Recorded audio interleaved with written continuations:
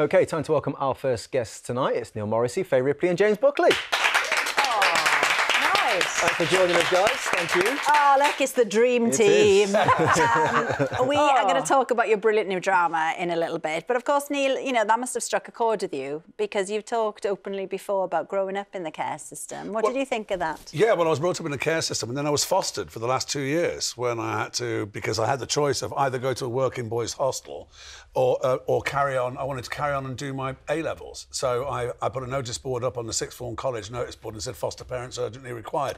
And I managed to get some. And still good friends with them. But this scheme is a really good idea because when you're fostered, that's it, because there's a kind of a parental system around having your own children, etc. So you can have an uncle or a grandparent or someone who can then look after the children. But when you're fostered, you're still officially under government care. So if you've got someone that is also trained up in the ways of fostering and registered, then it gives those foster parents those weekends to be able to have their relationship as well and to be able to have time off. It's a brilliant idea. Yeah, I'm still friends with my my foster family. Yeah, I give them free drinks in my pub.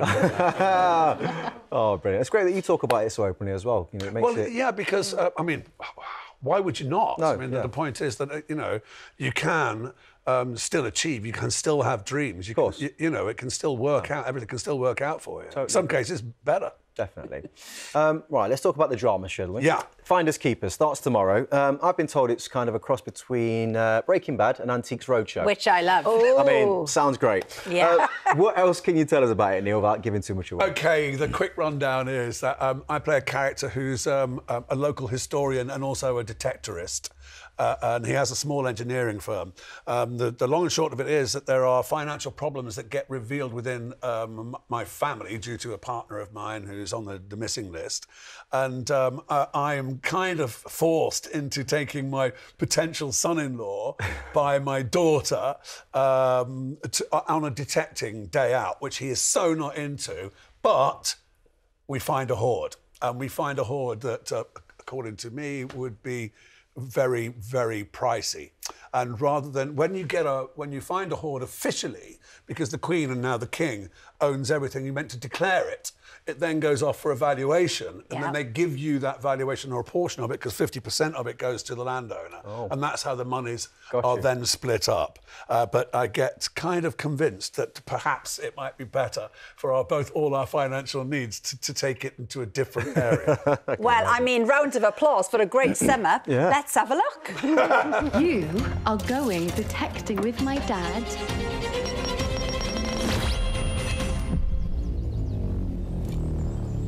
How much is it worth? $500,000? You can't just keep it. That's the law. Finders keepers. That's the law. When was the last time we got a break? The mate reckons he'd be able to sell it for us privately. Who'd have thought, yeah, you and me, partners in crime. We are going to need to stick together.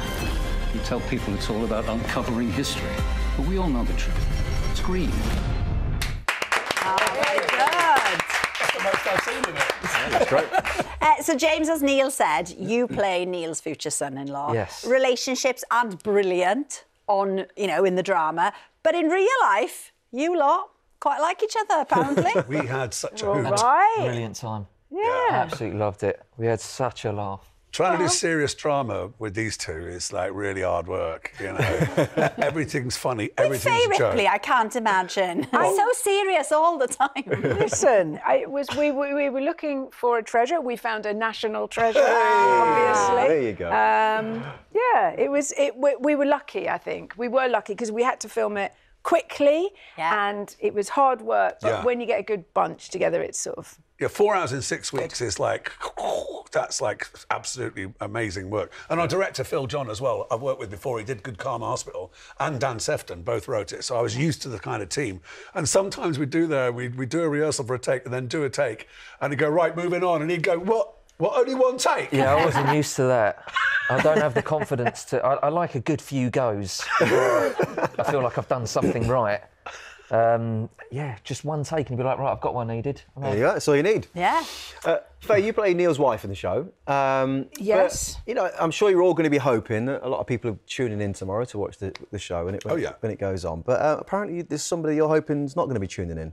Not going to watch it? Yes. Yeah. Oh, God, yes. I'm not going to allow my husband to watch this show. He's got his eye on a metal detector. There you go. That, every Christmas, I get the wish list, and there's only one thing on it, and every year I just push it away. I go, no, no, because we have a lovely marriage, and I want that to continue. I don't want you to go into a field.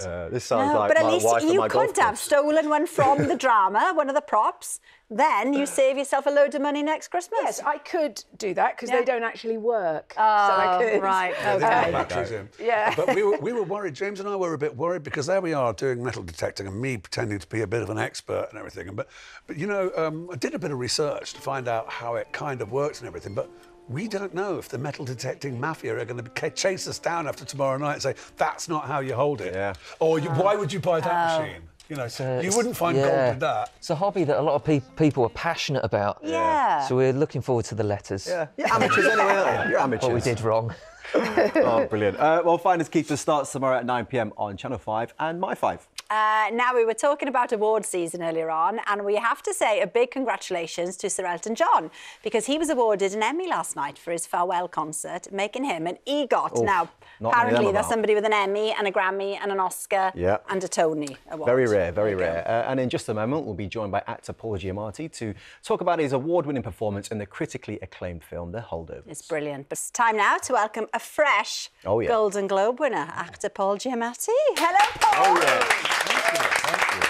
Oh, welcome to the show. Paul, congratulations. The awards are rolling in for The Holdovers. It is fantastic. You play sort of a cynical teacher. Yes, I do. And you dedicated your Golden Globe to the teaching community, didn't you? Yes. You hold them in very high regard. I do. My whole family, all teachers, my parents and grandparents, and even the guy in this movie, he's cynical and he's bitter, but he still is a good teacher underneath it all. Yes, he is. And he cares. So that's why I did it. What a lovely dedication to your family. Thank you. Well, I revere teachers. They're a very important thing they do. Yes. This is something I really respect that I'm about to ask him right now, because we've got a picture here of you, Paul, and I have to say I respect it massively. I mean, you went for a burger after your Golden Globe Award. Yes, I did. There you are, just chilling. Golden Globe on the side, enjoying life, eating a burger. Have you been in and out? A double-double. So you know why I went for it. I know why you went there as well. It's a really good burger. No, that one's over by UCLA. Were you surprised by that just going viral the way that it did? Yes, I was. I was very surprised. I did not. Next time I'm going to eat in the car. That's what I'm going to do. Bit of privacy, Very surprising. Yes. Well, as I said, we've been lucky enough to see the film. But for those who haven't, let's have a little look. All right. Every year at Barton Academy, students, faculty, and staff depart the campus for a 2-week winter break. But there are always an unfortunate few who have nowhere to go for the holidays. They're known as the Holdovers. You just earned yourself a detention, sir. Being here with you is already one big detention. You're gonna get me fired.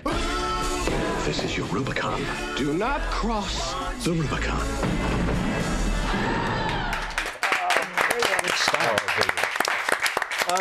So the film's about a group of people who have to spend Christmas together at the school. Yes, the kids who can't go home have to stay there, and this guy has to look after them. So that's your character that has to look after him. So tell us a little bit more about your character. Well, yeah, he's deeply disliked by all the students. Everybody hates him, and then he's left there in charge of them with the woman who runs the cafeteria. And then it gets reduced down to just one kid.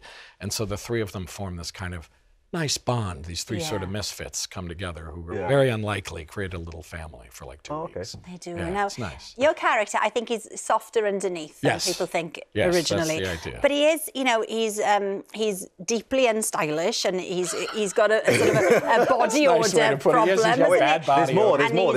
He's got like sweaty palms. Super sweaty palms. And you know what, right? Yes, he's got trouble with his eye. Yeah. It was written especially for you, though, wasn't it? I mean, how Yes, he was. Let me tell you, deeply flattering.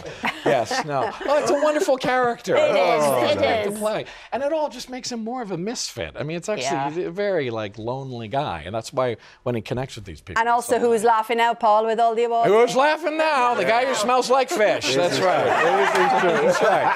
That's right. I mean, there's some brilliant performances from the cast, including yourself, Awesome. Divine Joy and Randolph. Dominic Sessa as well. all Critics' Choice, won Critics' Choice Awards. The kid has never been in a movie That's before. the question. I mean, that is unbelievable. First professional... Wow. He turned 19 right before we shot. He was a student at one of the schools we shot at. He still had a dorm room in the school.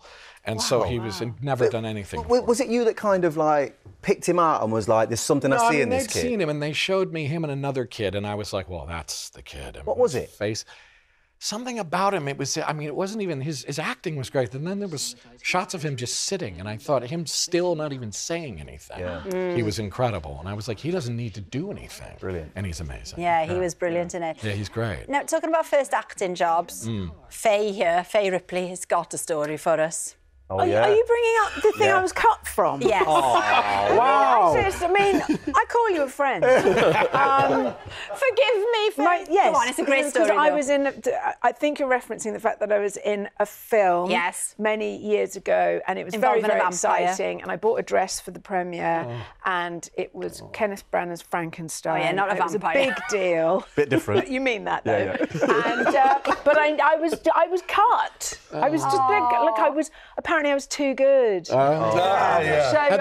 like Sean, they didn't prepare you. They didn't tell you. Robert De Niro and Branagh, and and they went. You can't take all of that talent, and we'll save it for finders keepers. I don't know.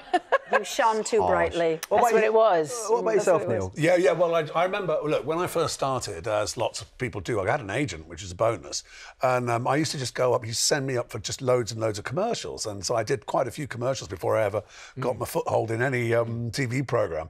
But quite a lot of commercials that you go for I didn't get, and this is one. I went in for this commercial and they said, OK, you walk in and you stand on the X, please. You stand on the X. And they say, you're a fridge, OK? And I go, yeah, and you're nearly empty. OK, how do you feel? That's it. I'm not joking. So I had to behave like a fridge. I said, can this fridge talk?